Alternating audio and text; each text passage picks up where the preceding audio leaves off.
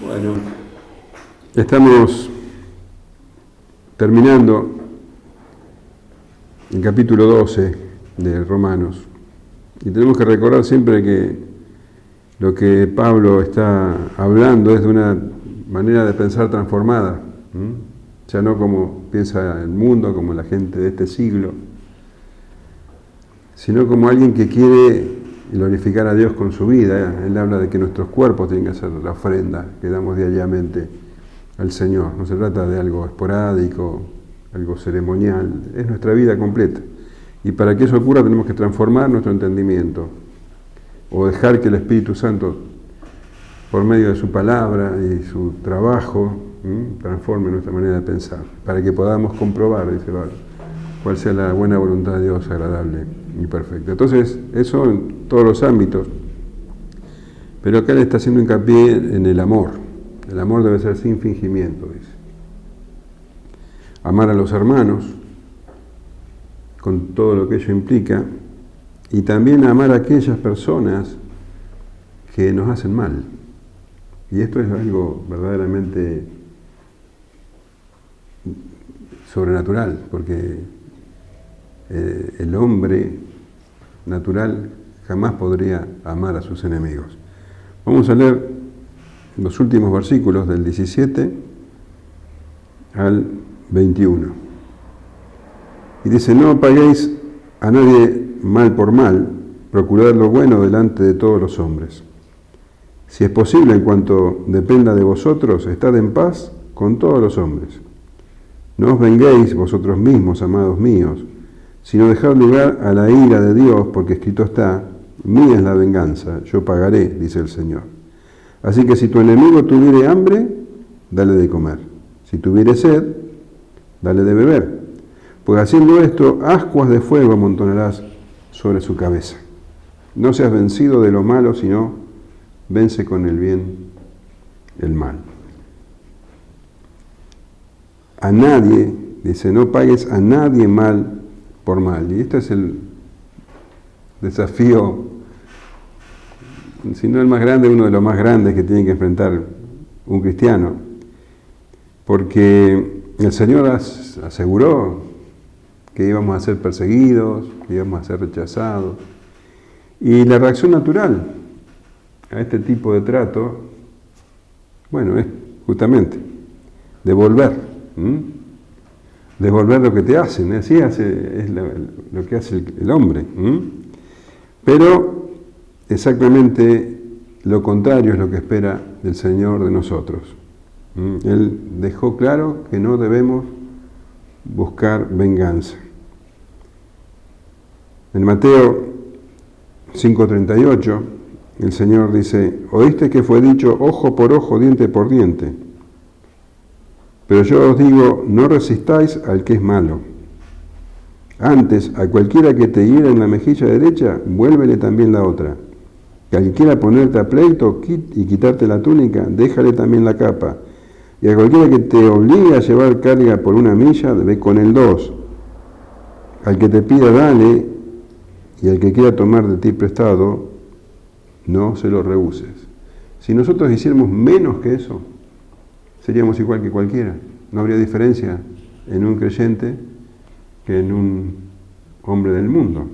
Por eso el Señor continúa diciendo: oíste que fue dicho, amarás a tu prójimo y aborrecerás a tu enemigo.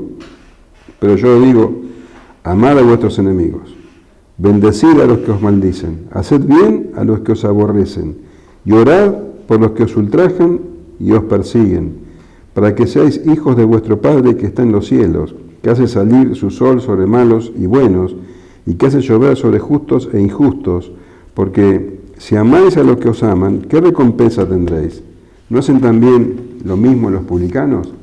Y si saludáis a vuestros hermanos solamente, ¿qué hacéis de más? ¿No hacen también así los gentiles? Sed pues vosotros perfectos, como vuestro Padre que está en los cielos es perfecto. Esa es la medida. Ahora, ¿te das cuenta que el Señor está diciendo, amen? No solamente dice, hagan el bien, sino que los amemos. Yo creo que no hay una prueba más clara de que tenemos que transformar nuestro entendimiento, dejar que el Señor transforme nuestro entendimiento, porque no hay manera de que surja de nosotros amor hacia los que nos hagan mal. Ahora, siempre hacemos la aclaración que el amor, entendido desde el punto de vista de Dios, no desde el punto de vista del mundo, no es que tiene que salir, sentir que tenemos mariposas en la panza por lo que nos hacen mal, no es un enamoramiento, es verdadero amor, amor ágape, amor sacrificial. Entonces, Pablo dice, no se trata de acá de venganza, la venganza es una prerrogativa de Dios. Solamente Dios es lo suficientemente justo como para que la venganza sea justiciera. Nuestra venganza, la venganza del hombre, es completamente pecaminosa. Dice Santiago 1:20, porque la ira del hombre no obra la justicia de Dios. Entonces, ¿el hombre qué hace? El hombre natural ¿qué hace? Paga mal por mal. Pero los cristianos, a diferencia de ellos, al mal devuelven amor. Y esto es lo que hace que sean diferentes. Y esto es lo que muestra la diferencia entre la luz y las tinieblas. El Señor Jesús dijo que nosotros somos la luz del mundo. Entonces, el que ama hace brillar la luz. El que se venga está en tinieblas. Mateo 5:14 dice, vosotros sois la luz del mundo. Una ciudad asentada sobre un monte no se puede esconder.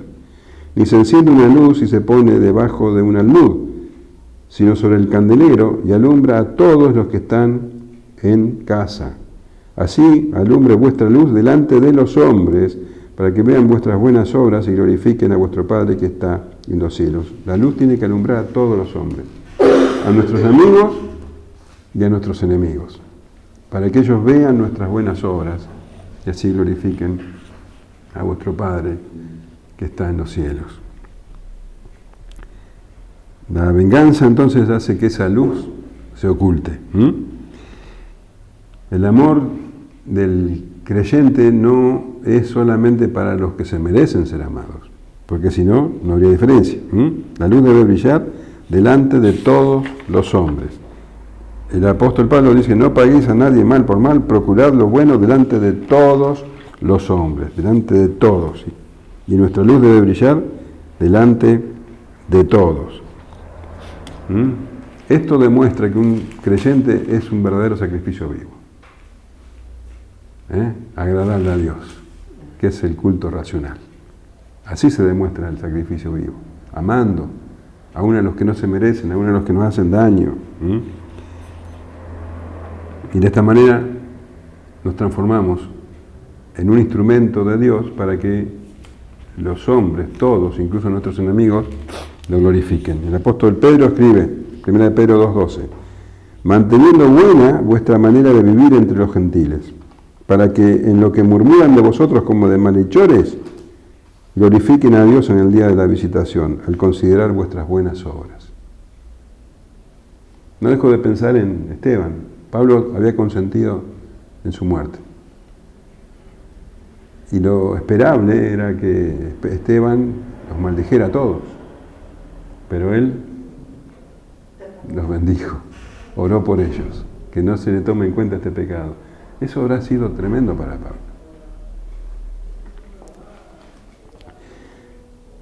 Si es posible, y cuanto dependa de vosotros, estad en paz con todos los hombres. Esto implica que tenemos que hacer todo el esfuerzo necesario para estar en paz de nuevo con todos los hombres, con todos. Con los que son buenos con nosotros y los que son malos con nosotros, con todos. Es un pacificador. Hebreos 12:14 dice, seguid la paz con todo y la santidad sin la cual nadie verá a Dios. El Señor dijo a sus discípulos que son bienaventurados porque son pacificadores. Bienaventurados los pacificadores porque ellos serán llamados hijos de Dios. Ser un pacificador es una característica inherente del Hijo de Dios. Esto proviene de una manera de pensar transformada. no somos parte del problema. Y esto, ¿por qué sucede así? Porque al tener una mente transformada, o está siendo transformada constantemente por el Espíritu Santo, entonces nosotros tenemos una sabiduría que el mundo no tiene. Tenemos una manera de pensar diferente al mundo. Santiago 3:13 dice: ¿quién es sabio y entendido entre vosotros? Muestre por la buena conducta sus obras en sabia mansedumbre.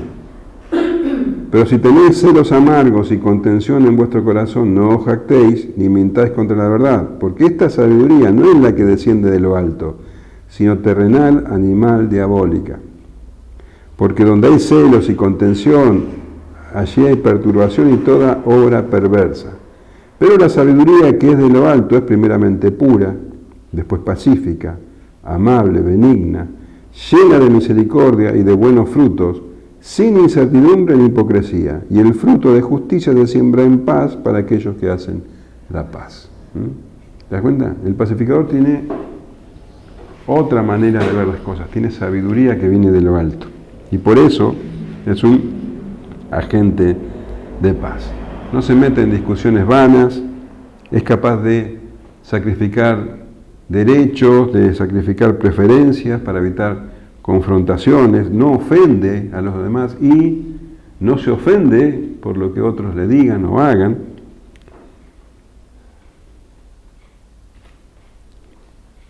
Y ahora dice, si es posible. Ojo, porque acá hay una aclaración. Nosotros tenemos que estar en paz con todos y hacer todo lo necesario, pero hay un límite. Dice, si es posible. ¿Y cuál es ese límite? La verdad y la santidad. Nosotros no podemos disminuir la verdad, ni podemos poner en juego nuestra santidad para quedar bien con los demás, para mantener paz. Entonces, esto sería, digamos, el límite. La verdad y la santidad son justamente los dos factores que provocan el rechazo de los demás. La gente no quiere saber nada con la verdad. La Biblia dice que el hombre es enemigo de Dios. Nunca dice que Dios es enemigo del hombre. Es el hombre el que le da la espalda a Dios. Y ama su pecado y no quiere saber nada de que hay una justicia, de que hay un juez justo que está al tanto de sus obras. El hombre prefiere creer en un Dios hecho a su medida, en un Dios al que puede recurrir cuando quiere, un Dios que se pone contento con ciertos ritos, pero ese no es el Dios de la Biblia. El Dios de la Biblia es un Dios de amor y es un Dios justo. Y dice que no va a dar por inocente al culpable. Entonces, ese Dios nos va a juzgar por todo lo que dijimos, por todo lo que pensamos, por todo lo que hicimos. Y eso es algo que la gente no quiere ni escuchar. Porque Dios juzgará el pecado de todos. Pero justamente Jesucristo vino al mundo para poner paz entre los hombres y Dios, para aquellos que creen en Él. Él pagó con su muerte esa paz. Dice Romanos 5:10, cuando éramos enemigos de Dios, Él hizo las paces con nosotros a través de la muerte de su Hijo. Así dice la palabra de Dios para todos.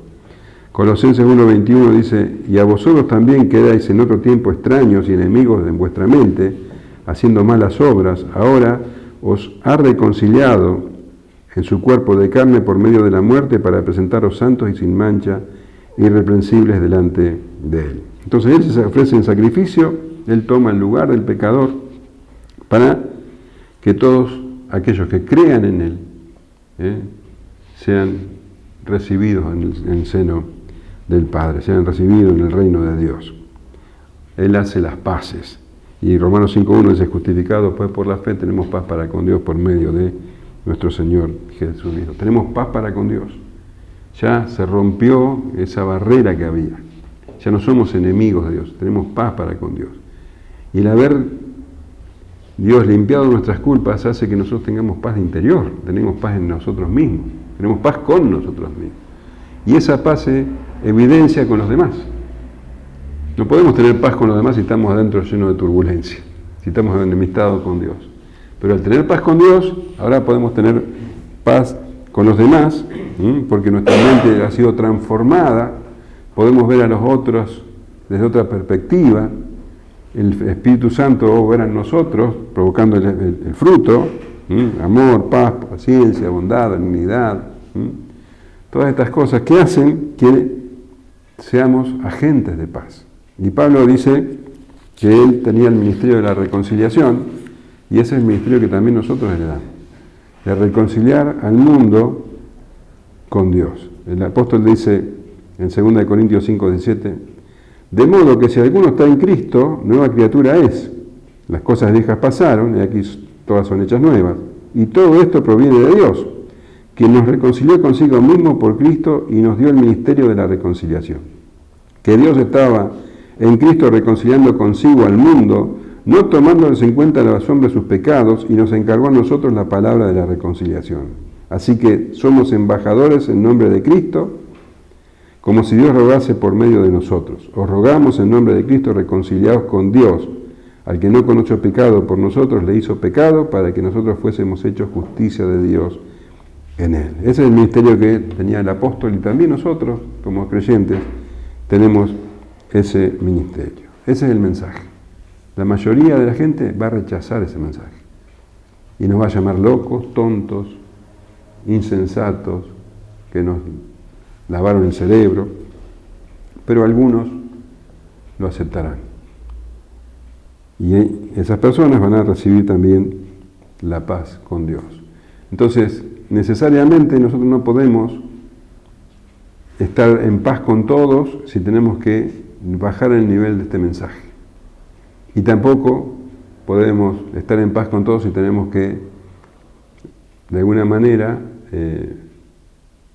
renunciar a la santidad o poner en juego nuestra santidad para que los otros no se ofendan. Nuestra manera de vivir y el mensaje que tenemos para dar va a provocar rechazo en la gente.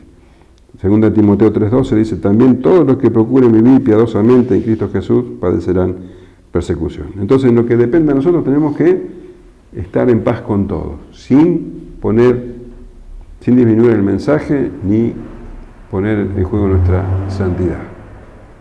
Si se van a ofender, que se ofendan por el mensaje, no por que nosotros nos ofendemos, nosotros queremos, nos ponemos en situación de ofender a la gente. No os venguéis vosotros mismos, amados míos, sino dejad lugar a la ira de Dios, porque escrito está, mía es la venganza, yo pagaré, dice el Señor. O fíjate que dice, no os venguéis por vosotros mismos. Esto es algo que repite varias veces de diferentes maneras. En el versículo 14 dice, bendecid a los que persiguen, a los que os persiguen, bendecid y no maldigáis. Está hablando de que no te vengues. En el 17 dice, no pagues a nadie mal por mal, lo mismo. En el 21 dice, no seas vencido de lo malo, sino vence con el bien el mal. Tantas repeticiones implica que en la iglesia de Roma había una situación, alguien estaba pasando una situación muy difícil, y Pablo está alentando a no apelar a la venganza, sino, que hay que amar. Y lo dice de una manera muy pastoral, él dice, amados míos, como que está calmando ánimos con esto, ¿no? Porque la tentación es algo la venganza es una tentación muy fuerte cuando te hacen daño a vos o a algún ser querido. Es una tentación extremadamente fuerte. Y un ejemplo claro es cuando a un hijo nuestro lo atacan en la escuela. Te cuenta que hay un nene que constantemente le pega. Un consejo que sale rápido de la boca de los padres es devolvéselo, pegale más fuerte. Porque es una tentación indigna que le hagan mal a un ser querido. Pero es exactamente lo contrario de lo que dice la Escritura. Ese consejo normal de un padre es lo contrario a lo que dice la Escritura. Por eso tenemos que cambiar nuestra manera de pensar. La Escritura dice, Proverbios 20, 22, no digas, yo me vengaré. Espera a Jehová y Él te salvará. Ese es el consejo. Proverbios 24, 29, no digas, como me hizo, así le haré. Daré el pago al hombre según su obra. Eso no tiene que estar en nuestra boca. Somos pacificadores y la venganza es prerrogativa del Señor. Él solamente tiene la sabiduría para juzgar justamente. Entonces debemos dejar lugar para la ira de Dios. Hacer lo contrario, tomar venganza, es que estamos ocupando el lugar de Dios. Deuteronomio 32, 35 dice, mía es la venganza y la retribución. A su tiempo su pie resbalará, porque el día de su aflicción está cercano y lo que está preparado se apresura. Si yo me vengo, estoy tomando algo que es solo de Dios. Entonces debemos descansar en la justicia divina. Escuché este salmo, que lo habrás leído muchas veces, pero escucharlo desde esta perspectiva. Salmo 37. No te impacientes a causa de los malignos, ni tengas envidia de los que hacen iniquidad, porque como hierba serán pronto cortados, y como la hierba verde se secarán. Confía en Jehová y haz el bien, y habitarás en la tierra, y te apacentarás de la verdad. Deleítate a sí mismo en Jehová, y Él te concederá las peticiones de tu corazón. Encomienda a Jehová tu camino, y confía en Él, y Él hará. Exhibirá tu justicia como la luz, y tu derecho como el mediodía. Guarda silencio ante Jehová y espera en Él. No te alteres con motivo del que prospera en su camino, por el hombre que hace maldades. Deja la ira y desecha el enojo. No te excites en manera alguna a hacer lo malo, porque los malignos serán destruidos, pero los que esperan en Jehová, ellos heredarán la tierra. Pues de aquí a poco no existirá el malo, observará su lugar y no estará allí. Pero los mansos heredarán la tierra y se recrearán con abundancia de paz. Maquina el impío contra el justo y cruje contra él sus dientes. El Señor se reirá de él porque ve que viene su día. Los impíos desenvainan espada y atesan su arco para derribar al pobre y al menesteroso, para matar a los de recto proceder. Su espada entrará en su mismo corazón y su arco será quebrado. Mejor es lo poco del justo que las riquezas de muchos pecadores, porque los brazos de los impíos serán quebrados, más que el que sostiene a los justos es Jehová.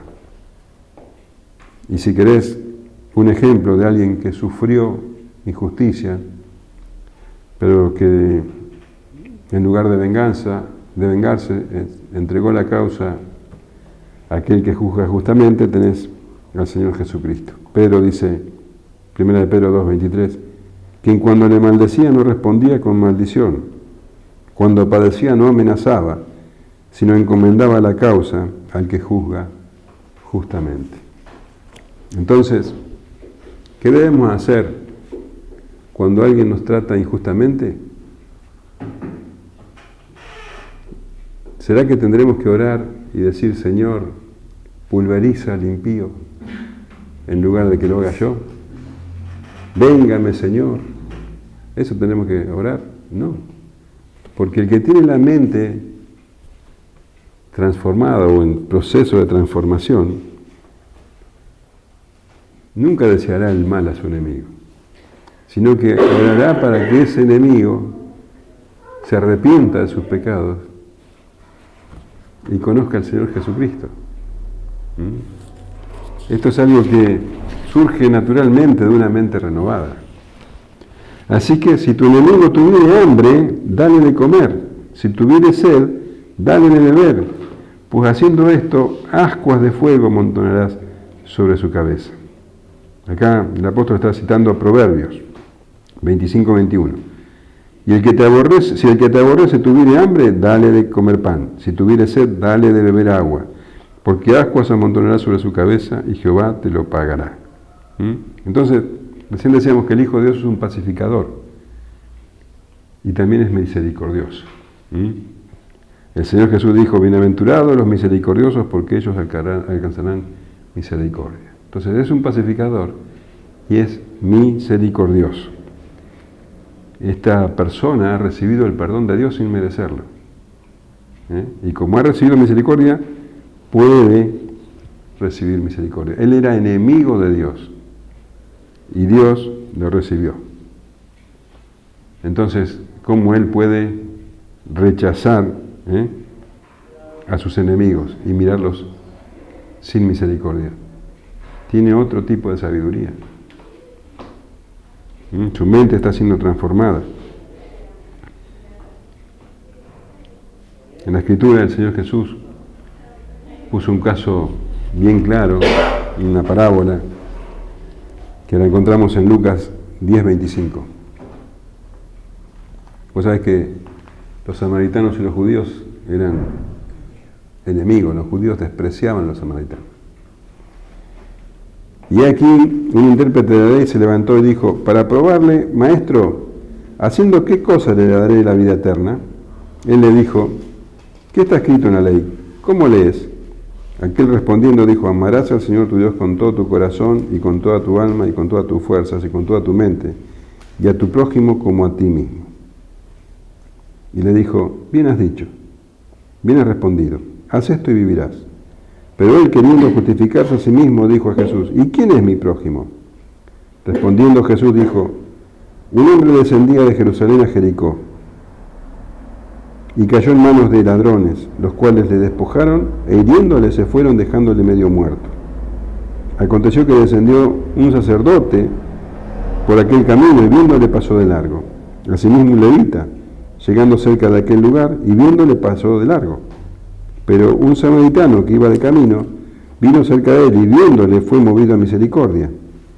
Y acercándose vendó sus heridas, echándoles aceite y vino, y poniéndole en su cabalgadura lo llevó al mesón y cuidó de él. Otro día al partir sacó 2 denarios y lo dio al mesonero y le dijo, cuídamele, y todo lo que gastes de más yo te lo pagaré cuando regrese. ¿Quién pues de estos 3 parece que fue el prójimo de aquel que cayó en manos de los ladrones? Él dijo, el que usó misericordia con él. Entonces Jesús le dijo, ved y haz tú lo mismo. Esto es muy claro.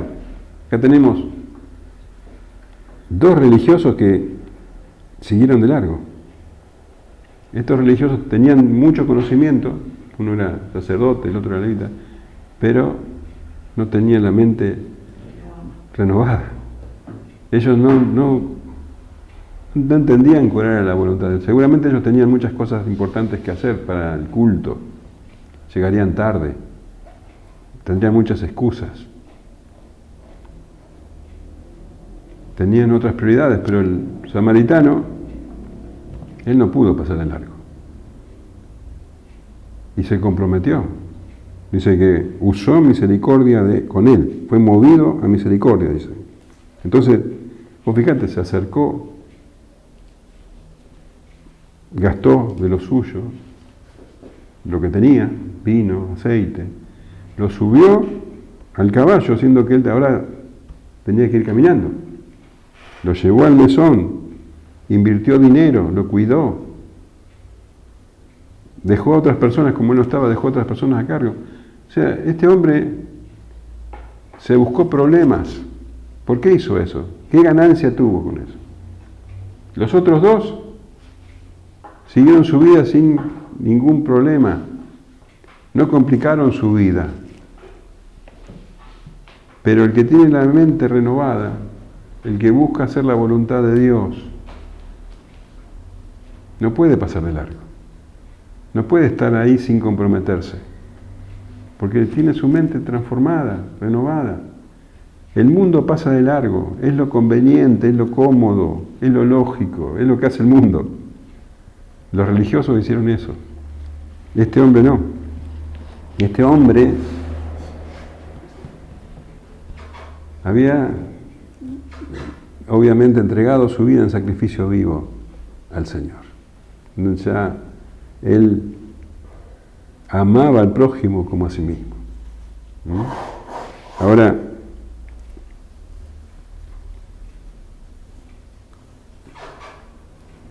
hay un ejemplo mucho mayor. en la Escritura, y hoy lo leímos. El Señor Jesús abandonó su gloria para venir a socorrer a pecadores como nosotros. Filipenses 2:6 dice, el cual, siendo en forma de Dios, no estimó el ser igual a Dios como cosa que aferrarse, sino que se despojó a sí mismo tomando forma de siervo, hecho semejante a los hombres, y estando en la condición de hombre, se humilló a sí mismo haciéndose obediente hasta la muerte y muerte de cruz. Y Hebreos 2:17 dice, por lo cual debía ser en todo semejante a sus hermanos para venir a ser misericordioso y fiel sumo sacerdote en lo que a Dios se refiere, para expiar los pecados del pueblo, pues en cuanto él mismo padeció siendo tentado, es poderoso para socorrer a los que son tentados. En la parábola del samaritano, los que estaban tirados en el piso éramos nosotros. Y el Señor, movido a misericordia, no estábamos heridos, estábamos muertos en nuestros delitos y pecados. Y Él hizo todo lo necesario para salvarnos. Efesios 2:4 dice, pero Dios, que es rico en misericordia, por su gran amor con que nos amó, aún estando nosotros muertos en pecados, nos dio vida juntamente con Cristo, por gracia sois salvos, y juntamente con Él nos resucitó, y asimismo nos hizo sentar en los lugares celestiales con Cristo Jesús. Él es Padre de misericordia, Dios misericordioso y justo, lento para la ira y grande en misericordia. Y Él dice, ve tú y haz lo mismo. Así que si tu enemigo tuviera hambre, le das de comer. No como una obligación, porque tu corazón es otro. Tu corazón ha sido cambiado, tu mente ha sido transformada. Y dice que ascuas de fuego habrá en su cabeza. Yo me pregunto, Pablo o Saulo, ¿habrá sentido esas ascuas? Porque se dice que esas ascuas que hablan de vergüenza que siente el que hizo mal a alguien, que en vez de devolverle mal, le devuelven bien. Siente una vergüenza que le hace hervir la cabeza. Tal vez Saulo sintió esas ascuas de fuego cuando escuchó que Esteban oraba por ellos. No seas vencido de lo malo, sino vence con el bien el mal. No seas vencido de lo malo. Está hablando de vencer, está hablando de guerra, ¿no? De lucha. En el mundo, vos vencés al enemigo cuando le haces algo peor de lo que él te hizo. El mundo busca destruir. Ahora, para el Hijo de Dios, ser vencido de lo malo es justamente eso. Que la ira, que el rencor nos invada y obrar de la misma manera que lo puede hacer un mundano. Ahí hemos sido vencidos de lo malo. ¿Sabes cuál es la manera en que un cristiano vence al enemigo? A una persona que es su enemigo, ¿sabes cómo es la manera? Haciéndolo su amigo. Esa es la manera de vencerlo. Vencerlo con amor. Entonces, vencer con el bien el mal. Esa es la voluntad de Dios, buena, agradable y perfecta. Dice el Señor que somos más que vencedores por medio de aquel que nos amó.